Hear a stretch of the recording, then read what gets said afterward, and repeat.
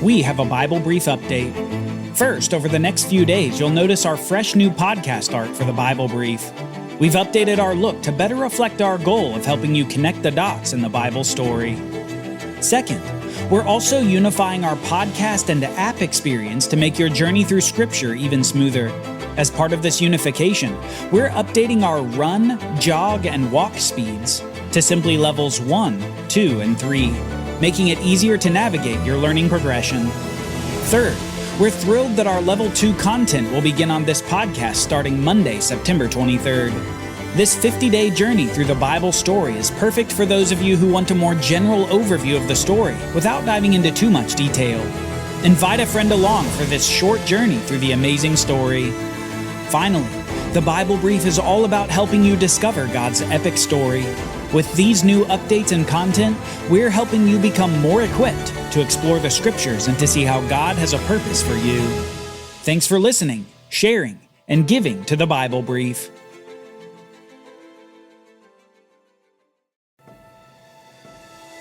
You're on a journey through the Bible to experience the epic story of God and to learn your part to play in the unfolding drama. Prepare for your role as you learn your history, your enemy, and your king. Welcome to the Bible Brief. Join us today as we see the human story unravel into jealousy, murder, and corruption. Violence blankets the earth before a flood blankets the violence. You're listening to the Bible Brief.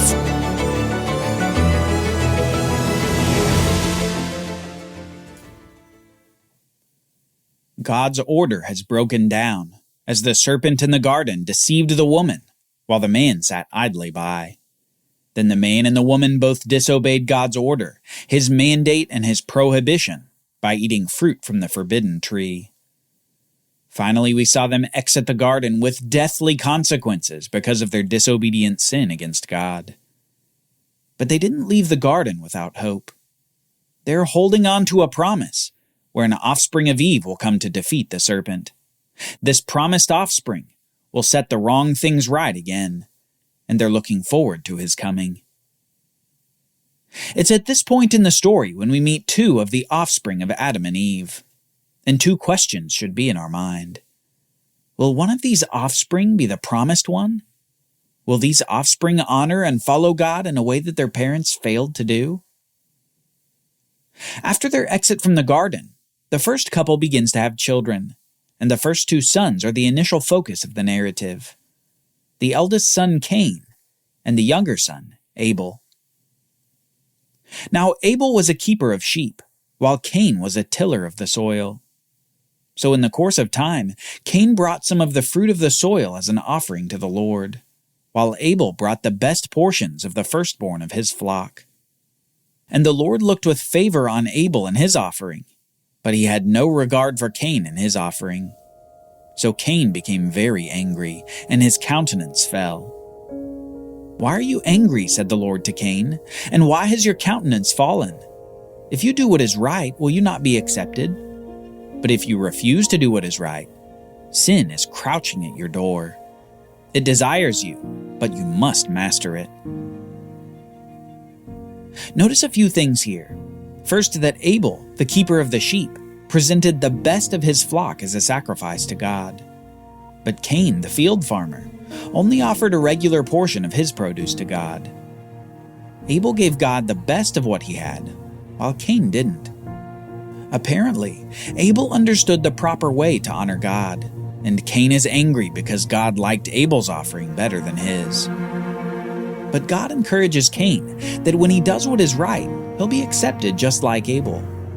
Further, he tells Cain that sin is crouching at the door, and its desire is for you, but you must rule over it.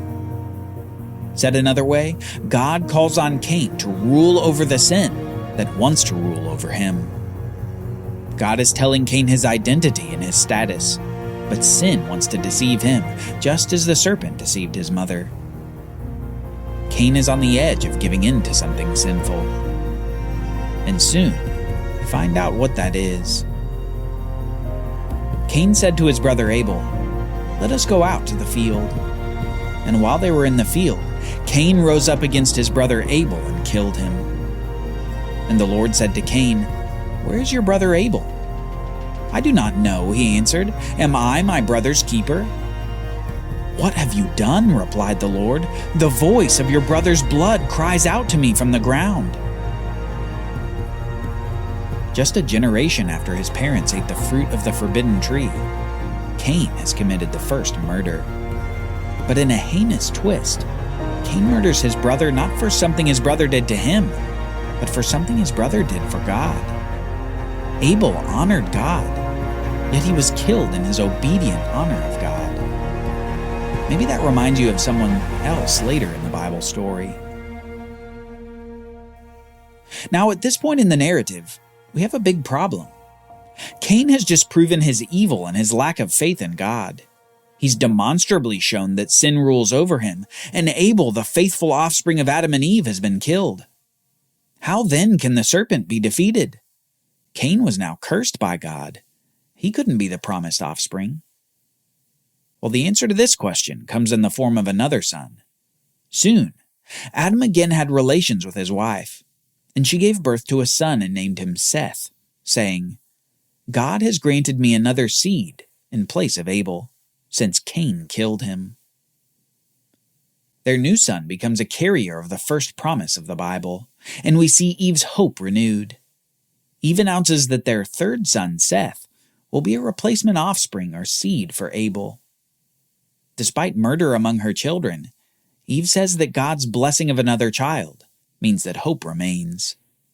Seth, the third son, would be the one through whom the ultimate seed of the woman would come, the seed who would conquer the serpent and set things right again, the one who would remove the curse of sin and fix humanity's identity crisis.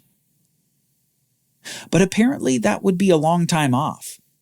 As we continue through the story, we see that generations pass, as Seth's children have children, and those children have children, and so on. Meanwhile, the same is happening among Adam and Eve's other sons and daughters. Lots and lots of children as the humans begin to populate the land in earnest. Lots of men and women who live on earth before dying outside of the garden, away from the tree of life. Death reigns among humanity, and the corruption of sin spreads its tentacles into the heart of man. Generations pass and evil grows, despite the great promise from God. Eventually, God responds to this rampant wickedness that has spread among the humans. The Lord saw that the wickedness of man was great upon the earth, and that every inclination of the thoughts of his heart was altogether evil all the time. And the Lord regretted that he had made man on the earth, and he was grieved in his heart. So the Lord said, "I will blot out man whom I have created from the face of the earth, every man and beast and crawling creature and bird of the air, for I am grieved that I have made them." Noah, however, found favor in the eyes of the Lord. Things have gotten so bad among the humans that every inclination of the human mind was nothing but evil all the time. And due to this evil, God was going to wipe out humanity, all mankind except for Noah, because Noah found favor with God. And in the next verse, we find out why. It says, "Noah was a righteous man, blameless in his generation. Noah walked with God." Despite the evil world in which Noah grew up, he still walked with God, and God had grace on Noah and saved him from this coming judgment. God said to Noah, "The end of all living creatures has come before me, because through them the earth is full of violence. Now behold, I will destroy both them and the earth. Make for yourself an ark of gopher wood. Make rooms in the ark, and coat it with pitch inside and out. And this is how you are to build it. The ark is to be 450 feet long, 75 feet wide, and 45 feet high. And later, you will enter the ark, you and your sons and your wife and your sons' wives with you. And you are to bring 2 of every living creature into the ark, male and female, to keep them alive with you." And Noah did everything precisely as God commanded him. God has prepared a judgment for the world, but he's also prepared a family, a remnant of humanity to be preserved through the judgment. and soon the judgment comes. As God had originally created all things in the world and called them good, when he saw that mankind had become so evil, he uncreates the world with a great flood. God is giving the world a new beginning. But it's after this incredible and awful destruction that we see echoes of the prior biblical account. Let's follow the story. After about a year on the ark, Noah and his family exit the large boat to a new world. A world in which they are the only 8 humans, along with all the animals that were on the ark with them. In a great act of faith and thankfulness, Noah immediately sacrifices animals to God to honor him, just like Abel had done before he was murdered. And now in the new world, we see God saying something very familiar. God blessed Noah and his sons and said to them, "Be fruitful and multiply and fill the earth. The fear and the dread of you will fall on every living creature on the earth, every bird of the air, every creature that crawls on the ground, and all the fish of the sea. They are delivered into your hand. Everything that lives and moves will be food for you. Just as I gave you the green plants, I now give you all things." Don't miss that the first sentence is almost exactly the same mandate that God gave to Adam and Eve after he blessed them. Be fruitful and multiply and fill the earth. Yet we see a difference too. God has now made the animals afraid of the humans, and he has granted the humans the animals to eat as food. In this reset of the world, things are a bit different. Before, in the Garden of Eden, humans were not burdened by sin. But in this reset of humanity, the people are already sinful and corrupt. So God makes the world a bit different to accommodate. But he says something else that's very important as we move forward in the story. On the topic of now being able to eat animals, God says, "But you must not eat meat with its lifeblood still in it. And surely I will require the life of any man or beast by whose hand your lifeblood is shed. I will demand an accounting from anyone who takes the life of his fellow man. Whoever sheds the blood of man, by man his blood will be shed. For in his own image God has made mankind."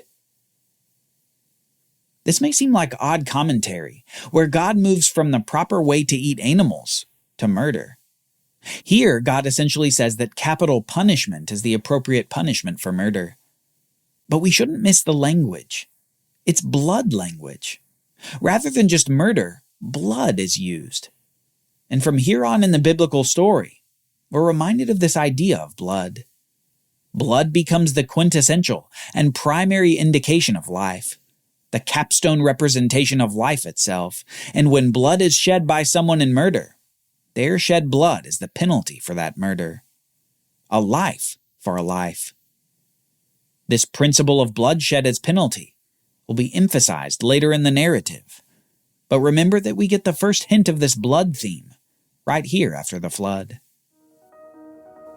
So far, we've seen Adam and Eve reject the order, the mandate, and the prohibition by God in eating the fruit. We've seen murder and sin and death reign over mankind.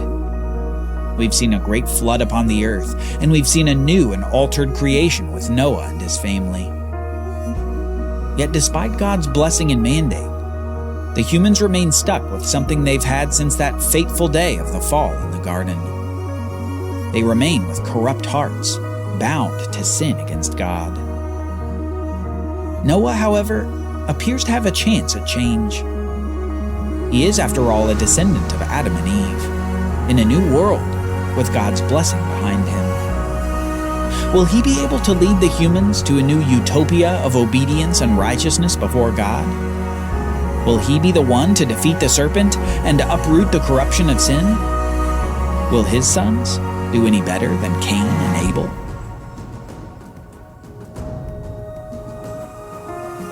Join us next time as we meet Noah's sons before we see a tower built to the heavens. The humans want to make a name for themselves, but God intervenes. For Bible readings, reflection questions, and quizzes, don't miss the Bible Brief app. Available on iOS and Android so you can go deeper into the story. The Bible Brief is a project of the Bible Literacy Foundation, a nonprofit dedicated to helping you learn the Bible. Give to support the Bible Brief by visiting BibleBrief.org or tap the Give link in the show notes. Thank you for supporting the Bible Literacy Foundation.